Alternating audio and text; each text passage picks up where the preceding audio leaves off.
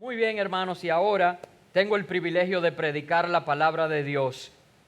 Y hoy yo voy a hablar con el tema victoria. Y qué bueno, me dio mucho gusto cuando vi, no había hablado con ella ni la había visto, pero vi que Altagracia inició el servicio de hoy leyendo nuestra promesa de este año.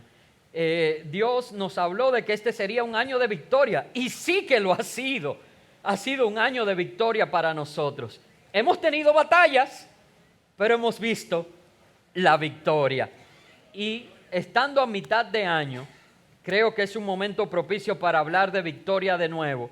Y hoy quiero hablar con el título Victoria en las tribulaciones. Y para esto les voy a pedir que se pongan de pie para que leamos en el libro de Apocalipsis, capítulo 2, versos 8 al 11, solo 4 versos. Apocalipsis 2, versos 8 al 11. ¿Me dicen amén? Dice la palabra de Dios. Y escribe al ángel de la iglesia en Esmirna, el primero y el postrero, el que estuvo muerto y vivió, dice esto: yo conozco tus obras y tu tribulación y tu pobreza, pero tú eres rico, y la blasfemia de los que se dicen ser judíos y no lo son, sino sinagoga de Satanás. No temas en nada lo que vas a padecer. He aquí, el diablo echará a algunos de vosotros en la cárcel para que seáis probados, y tendréis tribulación por 10 días. Sé fiel hasta la muerte, y yo te daré la corona de la vida. El que tiene oído, oiga lo que el Espíritu dice a las iglesias. El que venciere no sufrirá daño de la segunda muerte. Pueden sentarse, amados hermanos. Esta es la carta de las 7 cartas que se encuentran en Apocalipsis a diferentes iglesias. Esta es la carta a la iglesia de Esmirna. Y saben, vamos a analizar estos 4 versos, pero quiero iniciar haciendo referencia de que dice: escribe al ángel de la iglesia de Esmirna. Y la verdad es que no pude dejar, y por eso quiero mencionarlo, de pensar en mi pastora.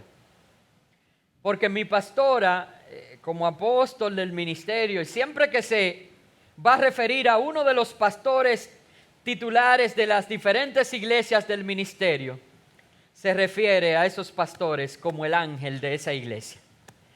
Y al leer esto, recordé cómo ella me decía en ocasiones el ángel de la iglesia, el príncipe de la iglesia, en referencias. Y es como si esta carta el Señor la estuviera dando a un pastor, a una iglesia, a un pueblo, hacer una advertencia, como decir: mira, tengo esto importante que decir. Escribe al ángel de la iglesia en Esmirna. Otra cosa que quiero señalar es que de las 7 cartas que se describen en Apocalipsis, y que me siento motivado quizás porque he predicado de diferentes de estas cartas, pero nunca lo hemos hecho como una serie. Me gustaría quizás que organizásemos eso unos jueves y hacer este estudio porque es muy interesante, de las diferentes cartas a las iglesias. Hay diferentes escuelas teológicas de cómo interpretar estas cartas. Algunas se refieren que eran a iglesias geográficas, otras se refiere que a lo largo de la historia estas iglesias representan, y yo creo que es un conjunto de ambas, porque la palabra de Dios es la misma ayer, hoy y siempre, es eterna. Creo que aplicaba a esas iglesias geográficas y que aplica a la iglesia de los tiempos. Pero de esas 7 iglesias se repite un patrón. El Señor dice quién escribe, es decir, el remitente, ¿verdad? El emisor, a quién le escribe, de qué se trata, pero en casi todas el Señor le da una alabanza y le da un reproche. Solo hay 2 iglesias a las que el Señor no les dio ningún reproche, lo que nos hace entender que eran iglesias que iban muy bien. Esas 2 iglesias a las que el Señor no le dio ningún reproche son las iglesias de Esmirna y de Filadelfia. Claro, Filadelfia para nosotros tiene un significado especial porque uno de los versos que da base a nuestro nombre, ¿verdad?, está allí en la carta a Filadelfia. Y de Filadelfia es mucho lo que se predica. Sin embargo, no se predica tanto de la carta a Esmirna. ¿Y por qué? Si era la otra que no tenía reproche. Es porque la gente prefiere que se le hable de bendición. La gente prefiere que se le hable de prosperidad. Pero Dios está más interesado en la bendición que resulta de formar el carácter de Cristo en nosotros. Por eso es tan importante que prediquemos de Esmirna, porque hay un evangelio del padecimiento que es real, que Cristo padeció y nosotros padecemos, pero Cristo resucitó y nosotros tenemos vida en Cristo Jesús. Tú y yo no debemos tener miedo al padecimiento. Tú y yo no debemos buscar un evangelio ligero. Tú y yo no debemos querer ir tras un evangelio que solo nos hable de prosperidad. Porque además, hermanos, es una mentira. Si yo me paro aquí y digo que en mi vida solamente hay bendición y que no hay tribulación, estoy mintiendo. Ahora, yo sí puedo decir que mi vida va de bendición en bendición, porque las tribulaciones Dios las usa para mi bendición. ¿Se entiende? Es diferente, es una manera de ver las cosas, es una cosmovisión diferente, es entender que para los que aman a Dios, todas las cosas les ayudan a bien. Y basado en eso, yo quiero que nosotros hoy estudiemos la carta a la iglesia de Esmirna, empezando por el nombre. Esmirna significa mirra. ¿Y qué pasa? Que la mirra de por sí está asociada al sufrimiento. De hecho, yo no sé cuántos recuerdan cuando nació Jesús, que los pastores fueron y llevaron regalos, y me han escuchado predicar esto en Navidad, y dentro de esos regalos y los tesoros que ellos llevaron mirra como parte de los mismos, y esto era símbolo del gran sufrimiento que Jesús debía llevar y cargar por ti y por mí. Y en un mundo caído como el que vivimos, todos nosotros, todos tenemos situaciones que nos atormentan. Tenemos tribulaciones. Perdón, que no me gusta ser tan absoluto. Quiero dar la oportunidad antes de seguir predicando. ¿Hay alguien aquí que no tiene ningún problema? ¿Hay alguien que no tiene situaciones con las que lucha? ¿Hay alguien aquí que no tiene ninguna tribulación? Yo soy humilde para reconocer que dije todos sin preguntar. Les pregunto, levante la mano por favor, aquel que no tiene ninguna situación. Bueno, pues entonces tengo permiso para continuar. Porque todos luchamos con algún tipo de tribulación.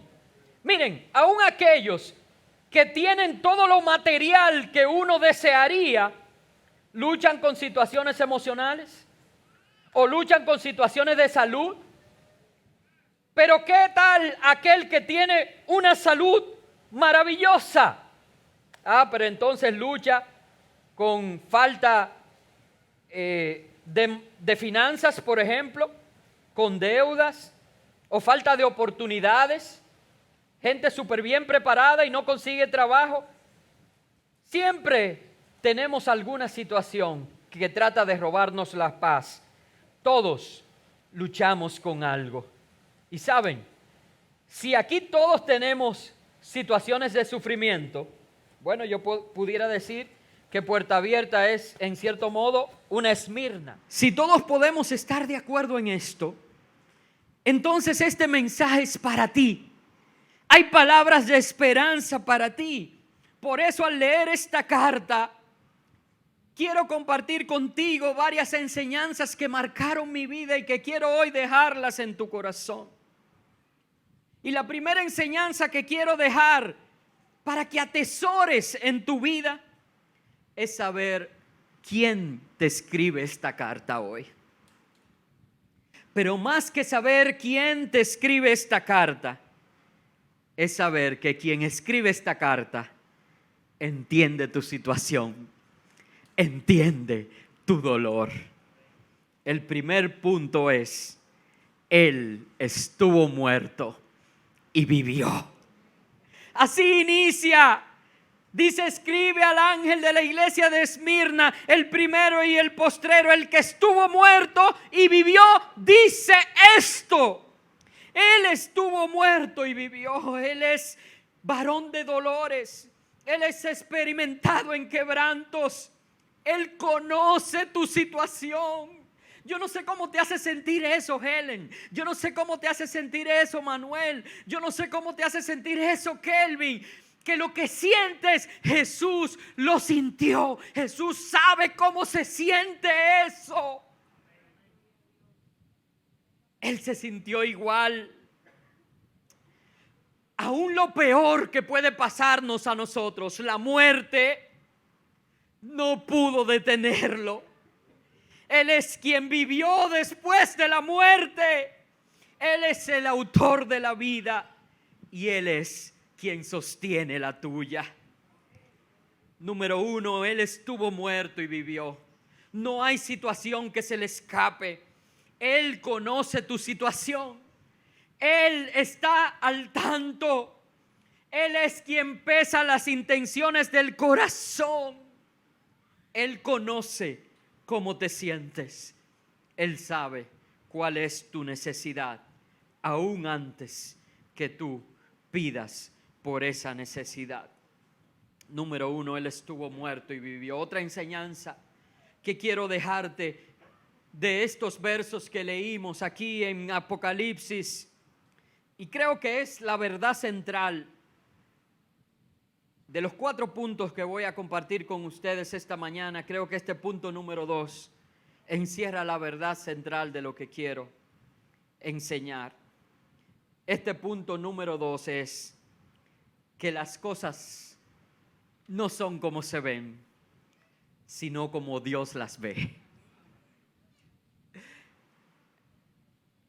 Yo quisiera, antes de compartir esta enseñanza, que tú pienses en esa cosa hoy que te tiene ansioso, esa cosa que te tiene preocupado, esa cosa con la que luchas. Ahorita ya yo puse ejemplo y dije que el que tiene salud le faltan finanzas, el que tiene finanzas le falta lo emocional, o le falta la salud, o le falta... No puedo poner tantos ejemplos, pero tú sí puedes ahora pensar en esa situación que te hace ser como Esmirna, ese padecimiento con el que luchas. ¿Cómo se ve la situación? Bueno, se ve fea, pastor. Te digo algo, las cosas no son como se ven, son como Dios las ve. El verso 9 dice, yo conozco tus obras y tu tribulación y tu pobreza, pero tú eres rico. La blasfemia de los que se dicen ser judíos y no lo son, sino sinagoga de Satanás. Dios conoce todo. Él ha visto tu accionar en medio de las situaciones. Quizás los demás o tú mismo solo pueden ver las tribulaciones, la realidad que está delante de ti, lo que puede ser. Y eso hace que te victimicen, o peor aún, que tú mismo te victimices. Hermano, hay situaciones tan difíciles que hasta tú te coges pena. Digo, eso soy yo, no sé si a usted le ha pasado. Hay situaciones en mi vida que son tan difíciles que hasta yo digo, wow, pero nada más a ti te pasan cosas así. O lo típico del dominicano, ¿qué será lo que yo estoy pagando?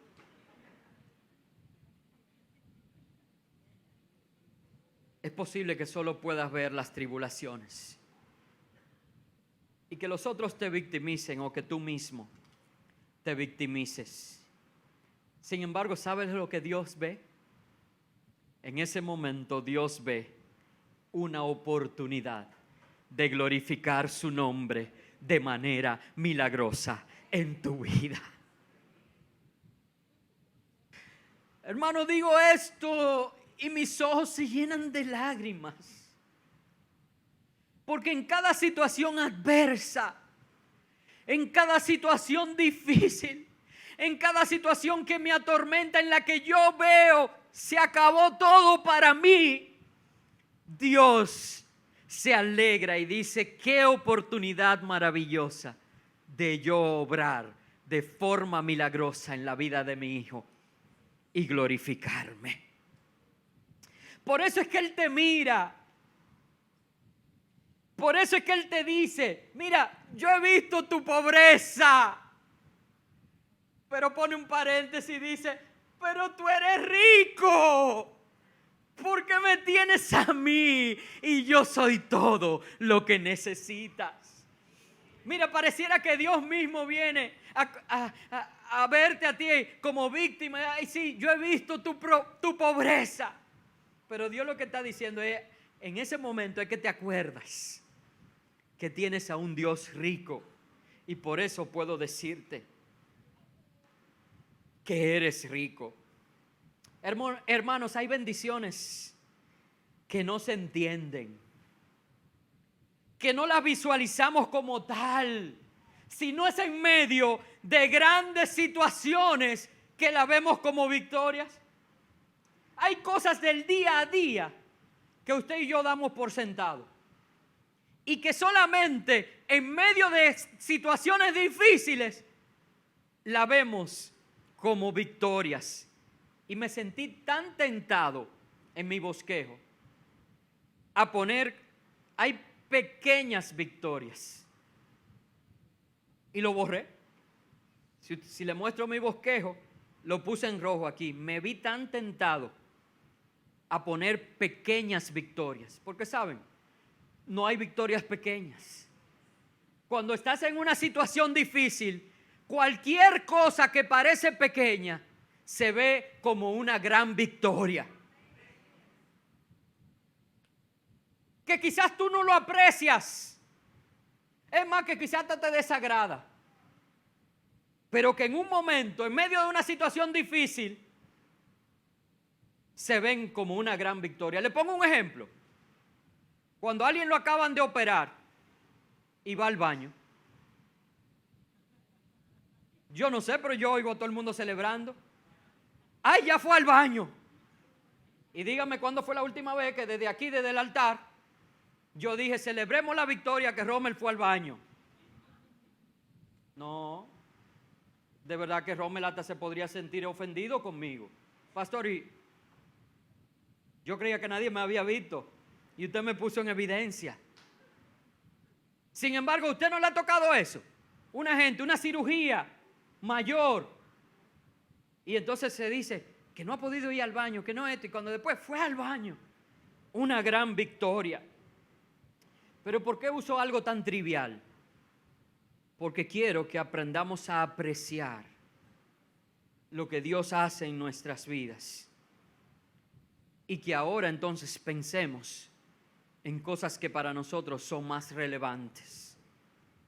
Y el Señor dice: yo conozco tus obras. Y eso es lo importante. Yo conozco tus tribulaciones, dice el Señor.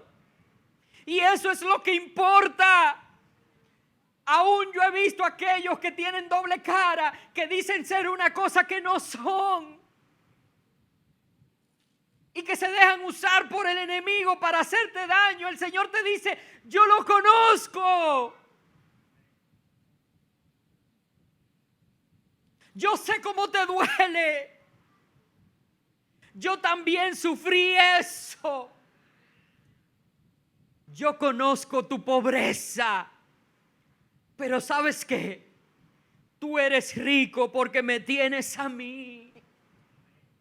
Hermanos, si yo puedo decir eso a ciencia cierta, porque no una, ni dos, ni tres veces el Señor se ha manifestado de manera poderosa en mi vida, hasta un punto donde mis fuerzas ya no daban más. Y luego, entonces, cuando veo lo que Él hace, como veo cómo Él mueve su mano poderosa, su diestra de poder, tengo que reconocer que el débil puede decir: fuerte soy con poder del Señor.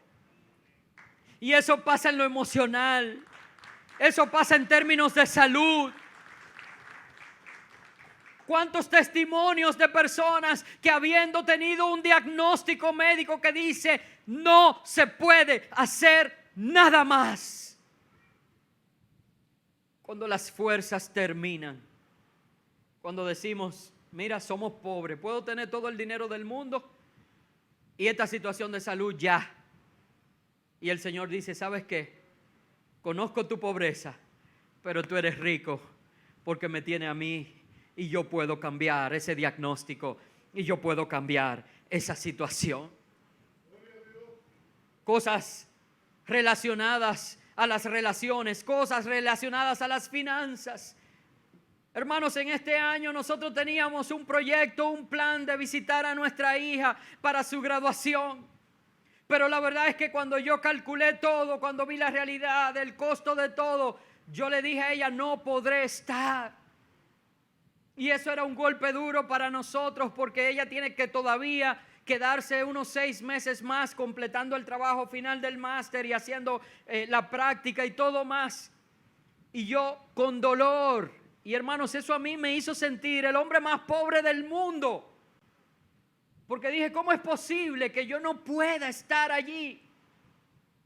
Y en ese momento en el que yo dije no puedo, es cuando Dios obra y me dice: yo conozco tu pobreza, es verdad, sí, tú eres todo eso, pero me tienes a mí.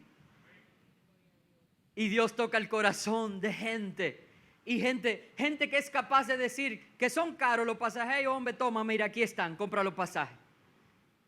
Gente que se desprende de cantidades que parecieran que a nadie le sobran, y dice: mira, toma esto para tu viaje. Y nosotros ver gracia tras gracia, gracia tras gracia, gracia tras gracia. Y decir: wow, Señor, tú lo has hecho. Y somos tan mala clase que vamos a pensar que falta, que esto. No, porque aquel que es fiel y empieza la buena obra, es fiel para completarla. Y mañana, si Dios quiere, mi esposa y yo vamos saliendo para el viernes estar en la graduación de nuestra hija y poder abrazarla.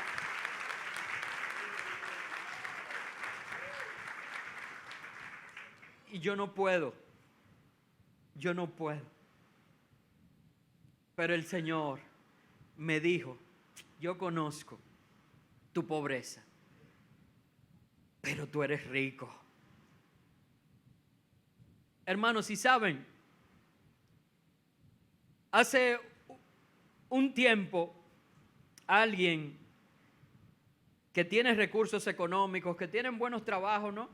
Quizás no es que son ricos, pero tienen buenos trabajos y todo, tuvieron una situación. Y en esa situación nosotros hicimos lo mismo que hacemos con todos. Aquí se trata a todo el mundo por igual. Y en medio de una situación que era demasiado grande, nosotros le dimos una ofrenda que hasta ridícula pudiera parecer, porque para el tamaño del problema, la ofrenda era una ridiculez. Pero como lo hacemos con todos, lo hicimos también con ellos. Y luego, mucho tiempo después, en un compartir con nosotros, nos dijeron lo que eso significó para su vida y para su corazón. Tanto que decidieron en ese momento que todo lo que se presentara primero iban a usar esa pequeña ofrenda que le dimos hasta que se consumiera completamente. Algo así como que Dios consumiera el sacrificio. Hermanos, si yo me sentí tan realizado, tan bien, porque entendí lo que yo he vivido muchas veces, que ese hermano lo vivió, de que en esa ridícula ofrenda estaba representado el amor de cada uno de ustedes, sus hermanos. Y que en esa ridícula ofrenda estaba representado la oración que cada uno de ustedes se comprometía a hacer por esa situación. Hermanos, porque a veces no es la ofrenda en sí, a veces es saberse amado, a veces es saber que no estoy solo en la situación, a veces es saberse representado. Y saben, hay una mezcla de situaciones, porque yo primero sentí impotencia cuando tuve que decirle que no a mi hija. Yo primero sentía tristeza, es más, yo sentía hasta rabia. Pero luego, cuando Dios empezó a tocar el corazón de gente, yo sentía vergüenza. Y decía, no, pero yo no quiero recibir, porque ¿a quién le sobra una cantidad de dinero así? A nadie le sobra. Mire, puede tener lo que tenga. Y si saca esa cantidad de dinero, dejó de hacer algo para dárselo a otro. Te da vergüenza, pero a la vez te hace sentir tan importante. Porque tú piensas que Dios, sin quitarle mérito a quien lo hizo, tú reconoces que no son ellos, que es Dios mostrándote su amor y su misericordia. Por eso tanto ellos como nosotros decimos, toda gloria es a Dios. Segundo punto, las cosas no son como se ven, sino como Dios las ve. Tú ves la tribulación, Dios ve la oportunidad de glorificarse en su vida. Número 3, tercer punto que quiero dejar grabado en tu mente, la tribulación es momentánea. El Señor te dice, no temas en lo que vas a padecer. No temas en lo que estás padeciendo. Sí, el diablo te echará en un hoyo para que seas probado, pero eso solo será 10 días. Me alegra, me da fuerzas, me anima que cuando se habla de esta tribulación, el Señor no la niega. Si ustedes ven, no dice te van a entrar en la cárcel, sino te van a echar, porque literalmente las prisiones en ese tiempo y esa cultura y ese lugar eran como una cisterna. Es verdad, el enemigo te va a echar en un hoyo. Te vas a sentir que estás en un hoyo del que no puedes salir. Te vas a sentir allí derrotado. Pero esto es solamente para probarte. Esto solamente es para moldearte. Esto solamente es para que seas probado. Y serán solo 10 días. Es decir, yo tengo los días contados de esta prueba. Esta prueba no es tu final. Sé fiel hasta la muerte. Sé fiel. Aunque mueras, yo te animo. Saben, me gusta esta expresión. Y cómo lamentablemente las expresiones idiomáticas a veces tienden a crear confusión en nosotros. Es como cualquiera de esas expresiones que nosotros tenemos coloquiales. Por ejemplo, si yo digo, yo estoy chivo, no es que me salieron unos cachos, ni tengo cola, ni que digo, ve. No, usted sabe qué es lo que yo estoy diciendo, ¿verdad? Que yo estoy, por allí dijeron que estoy mosca. Yo tratando de dar una enseñanza y no dejan que uno madure, imagínate. Pero usted me entendió, ¿verdad? Bueno, pues ¿qué pasa? Que esta expresión idiomática de ser fiel hasta la muerte no significa que la fidelidad llega hasta que te mueras. Y entonces después que te mueres ya tú puedes dejar de ser fiel al Señor. Si lo tomáramos así literal, no. Ser fiel hasta la muerte significa que tú decides ser fiel, aunque eso te lleve a morir por eso que crees. El Señor te dice, sé fiel aunque mueras. sé fiel, aunque el serme fiel te lleve a la muerte. Sé fiel, porque para ti yo tengo recompensa. Y esa es la cuarta enseñanza. Así como te dije que la tercera es que la tribulación es momentánea, ahora te digo, y mientras suben los músicos, como cuarta enseñanza, que la recompensa es eterna. ¡Ay, qué negocio tan bueno! La tribulación es momentánea, pero si soy fiel, aunque muera, la recompensa es eterna. ¿Saben? Esmirna, que de hecho es una de las 7 ciudades que se mencionan en esas cartas que todavía hoy existe. Creo que es la única de las 7 que todavía hoy existe. Tiene otro nombre, pero es la misma ciudad. Esmirna era reconocida por unos edificios hermosos en las montañas en forma de corona. Entonces, cuando ellos querían gloriarse, la gloria de Esmirna era la corona de Esmirna. Además, era una ciudad reconocida por los juegos, como toda la época, ¿verdad?, donde los griegos tuvieron una gran incidencia y conocían la corona de laurel que se le colocaba a los que salían victoriosos. Entonces Dios usó esas dos cosas y dijo: yo les daré algo para gloriarse, como la corona de Esmirna. Yo le daré algo que será símbolo de la victoria que les doy, como la corona de laurel. Dios les dijo: ese símbolo será la vida misma. Yo le daré la corona de la vida. Tu corona es la vida eterna.